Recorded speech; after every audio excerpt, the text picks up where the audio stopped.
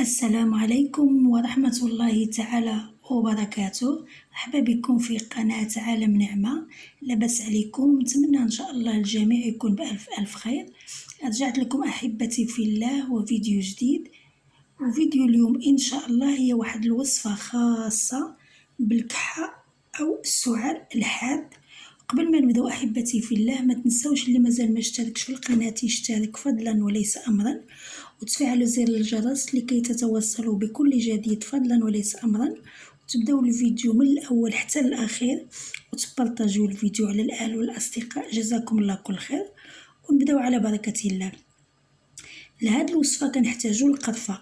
الكل كيعرف القرفة، والقرفة موجودة في جميع في جميع البيوت العربية ولا المغربية. وهنا كيف كتشوفي هذه القرفة يعني عواد. فنصيحة اللي غادي إلا غديروا هاد الوصفة، النصيحة اللي ننصحكم يا إخواني ويا أخواتي هي أنكم القرفة تشريوها عواد وتطحنوها، يعني ما تشريوهاش مطحونة باش تكون طرية، لأن ما عرفناش يعني ملي كيطحنوها باش كيخلطوها، فباش تبقى يعني باش تكون باش الوصفة تكون تقضي المفعول وتكون متأكد منها أنها طبيعية، هي أنك تاخد القرفة عواد وتطحنها. يا إما تطحنها على عندك الطحانة، ولا ما عندك شي يعني تديها للسيد اللي كيطحنها وتوقف عليه. ف كيف قلت لكم تكون القرفة مطحونة. هي مطحونة.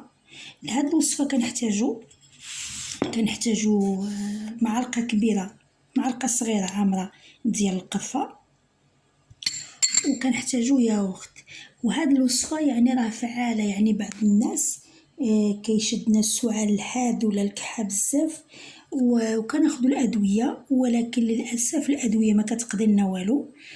يعني واخا كناخدو الدواء ما كيفوتناش الحال، يعني كتبقى فينا ديك الكحة وكتكون ديك السعال الكحة بزاف، يعني حتى الجوف ديالنا يعني الحلق ديالنا كيضرنا بكثرة ما كان ديك السعال. فاليوم جبت لكم واحد الوصفة سهلة جدا، ألا وهي القرفة وياغورت. غادي ناخدو معلقة كبيرة ديال القرفة، وغادي نضيفها الياغورت، وغادي نخلط مزيان. على فكرة هاد الوصفة اللي غادي ناخد، منين ناخدها يعني نكون تعشيت وكملت،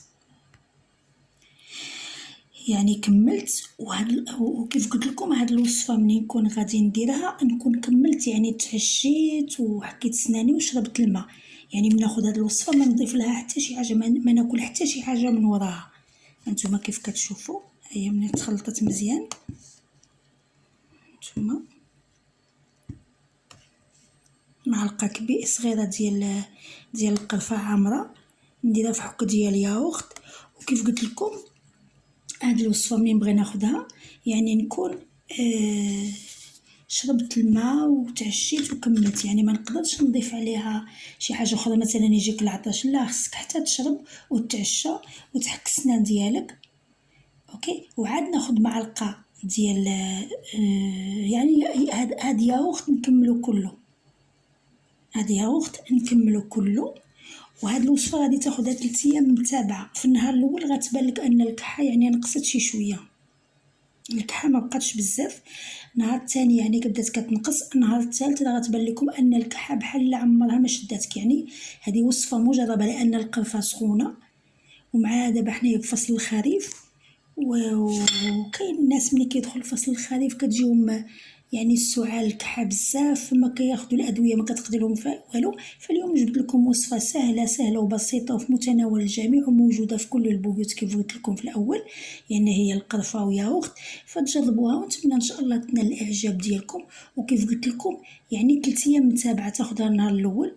ياغورت ماشي مهم ديال البنان ولا طبيعي ولا ديال اي فاكهه، انا كنفضل يا اما د البنان ولا طبيعي، ولكم حريه الاختيار.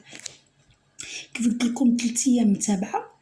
النهار الاول غتبان لكم بدات كتبان شويه د النتيجه، النهار الثاني شويه، النهار الثالث ما غتبقاش فيكم هاد الكحه وحتى البرد وهذا ما غيبقاش. فنتمنى ان شاء الله تجربوها وتكتبوا لي لتحت، اللي جربها يكتب لي لتحت شنو يعني شنو رايه فيها، واش بانت النتيجه.